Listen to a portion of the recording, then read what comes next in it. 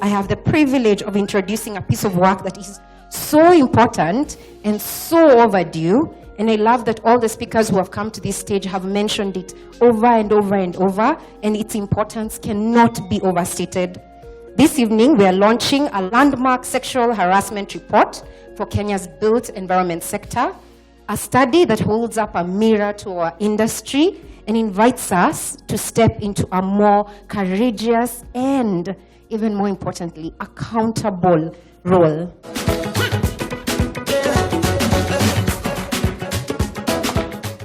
It is truly an honor to stand here tonight, not just as a founder of WIRE, but as the lead researcher of the study that defines the industry's immediate future. For too long, we have relied on whispered stories about this topic, haven't you? You've heard about it. You talk about it. You even brush it off. You might even talk about it in your pillow. If you don't talk to somebody specifically, you may talk to God or Allah, whoever it is, but you are talking about it. But WIRE could no longer just continue to accept these anecdotes. We needed data to prove the systemic hostility that is in our sector. So this final report is based on rigorous work that was done. So here's the staggering headline, everybody. 69%, and these are just the people who are willing to say something, have said that they have either experienced or have personally witnessed sexual harassment. Now, everyone, this is the price of doing business as usual. This is the price we're all paying. It is the cost that hemorrhages talent and it guarantees instability. We heard quotes that summarize this culture perfectly, such as this: harassment has just been normalized.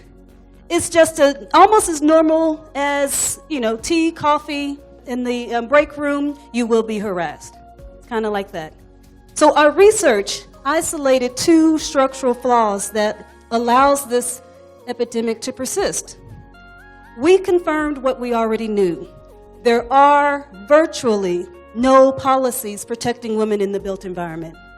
The system doesn't just oppress women, it also isolates men. So the very model of male dominance, it forces men into a rigid, emotionally unsupportive mode of leadership. There is an impact on both sides here. We're not the only ones that are affected. You talk about the oppressor and the victim, there's somebody on the other side that is being molded by this happening. So this isolation, it breeds fear, and it's why victims don't report. They don't come and tell their story. So as one participant told us, you can't fully trust that the person who receives that report, that they're actually going to do anything about it, or that they won't retaliate on me if I say something, or they won't understand my point of view. So that lack of trust is the root of the problem, we say. So we're moving now from diagnosis to a problem to designing a solution. So the solution is more than talk. We say that it requires a structural commitment. And tonight, we are presenting what we are inviting you all to participate in is a universal ethical charter for the built environment. This is the sector's definitive mandate. Mandate for what? That it requires every association, every regulator, every academic institution to link ethical conduct to professional licensing. When you are reported that you have conducted sexual harassment, it should be tied to your capacity to continue to do that business.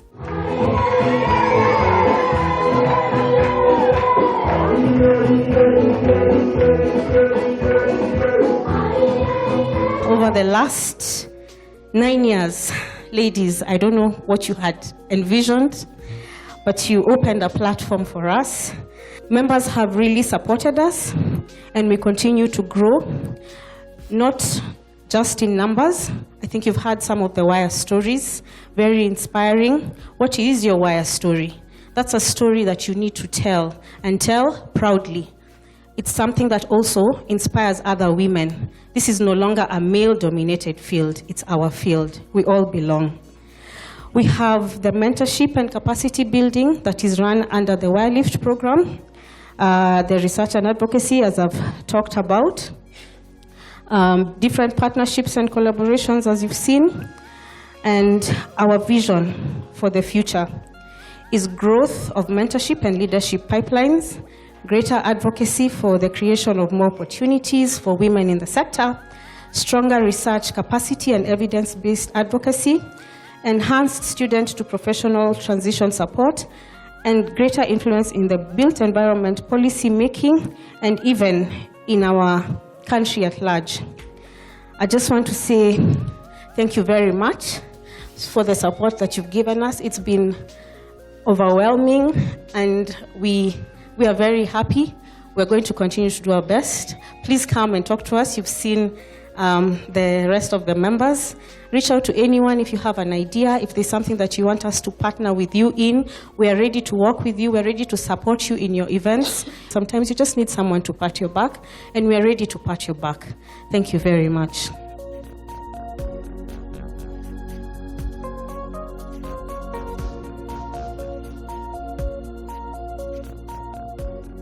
Over the years, women in real estate has evolved into a formidable force with Kenya's construction and real estate sectors. You have provided not only a professional network but also a movement. And this is one of the movements we want you to champion and bring in more members. I know you've not really captured the catchment area is still vast for you to reach. One that is shaping the narrative around women's contribution towards nation building. So in this sector, you are no longer flower girls, isn't it? You are not just watering the cement and mortar to cure, but you are really designing and championing the industry. Waya's journey, spanning architecture, construction, engineering, real estate, and policy, reflects the broader transformation of our country. It mirrors Kenya's growing recognition that gender equity is not a favor, it is a foundation of sustainable growth and social justice. And why our interest with you? Because historically, you've been left behind in very many sectors. You have not been part of the national agenda. Your contribution hasn't always been measured. The African woman was not valued in the kind of work you do. The kind of care work provision you used to give at home was never valued. But now we are breaking the ceiling, and we want the fire to continue. When women build, they build beyond structures. You build economies of this country, and you build the futures. You build the futures for the next generation, our children, and all those that we walk along with. Yet, we also must acknowledge the challenges that persist. One of it is the study finding that is going to be unveiled today. That is one of the challenges that you face in your work environment. The built environment, historically dominated by men, still grapples with gender stereotypes, isn't it? Limited representation in leadership and unsafe workspaces for men. Nowadays, I'm happy when I go along road construction, men at work, billboards have been removed, isn't it? It is now men and women working in that construction sector. That is why tonight's launch of the report on sexual harassment in the built environment is such a critical milestone.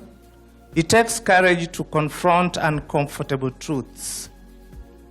But it is only through confronting them that we can create environments where every professional, regardless of gender, feels valued, protected, and empowered. So for me, I thank you for the invitation, for the envisaged collaboration, and I have to congratulate you on 9 years of excellence. Thank you and have a good evening.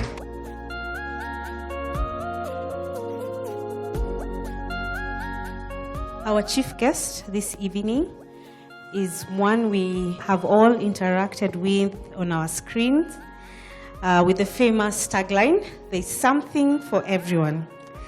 Our chief guest is Nancy Muthoni.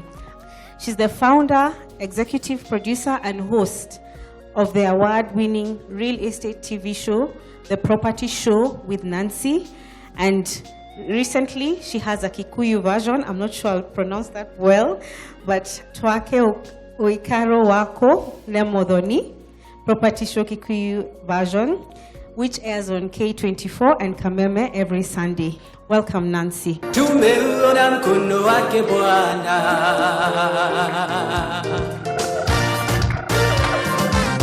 Mengi mazuri tumeyaona, Mungu umetenda, ni kweli umeweza.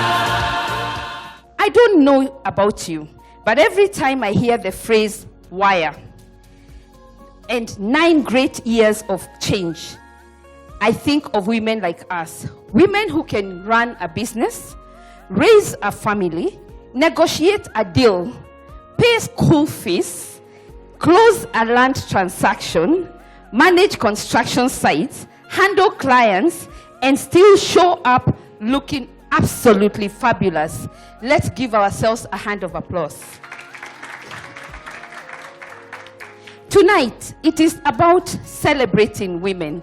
It's about celebrating Wire. It's about saying thank you to each one of you who's been in this journey. Thank you, thank you, thank you. These women today are the women who are defining the built environment. Today, we can stand up and say the real estate sector has changed, because I remember when I started my journey in the real estate sector, I remember I would go to a room and I was the only girl. So they would tell me, "Si tuweke chai." And here I am contributing so much. But when it came to tea or somebody wanted something, somehow they felt like I was the one who should do it. The men were so old. So they looked at us as if we were their children. But imagine that has changed completely. For 9 years, you have proved what happens when women step into spaces once thought to be too technical and too male. You have built homes, built communities, built industries, and confidence in thousands of other young women watching us from afar. Let me highlight some of the achievements made as we celebrate 9 years of great change. This industry has not always been easy for women, but look at what we have accomplished. We've brought integrity, transparency, and professionalism in real estate. We have championed ethical and transactions and raised the standards in the sector. We've built farms, led major developments, and broken barriers in construction and property law. Where before we didn't have people who would understand us. But when we started making noise and knowing ourselves and knowing what we are doing, even the lawyers aligned. And today we have lawyers who just serve the real estate sector. Sindio? We have conveyancing lawyers who just serve us. We've created jobs, we've mentored young women, and made home ownership accessible.